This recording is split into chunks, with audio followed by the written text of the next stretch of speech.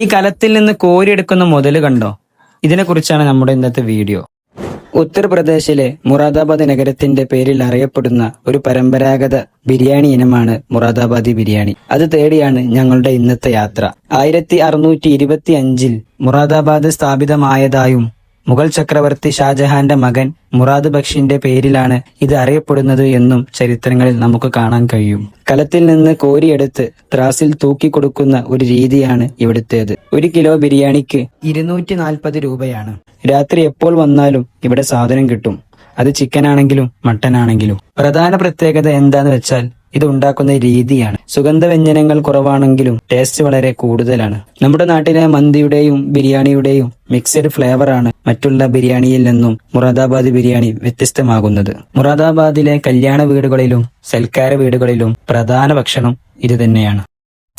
ഉത്തർപ്രദേശിലെ ലക്നൗ ബിരിയാണി ലോക പ്രശസ്തമാണ്.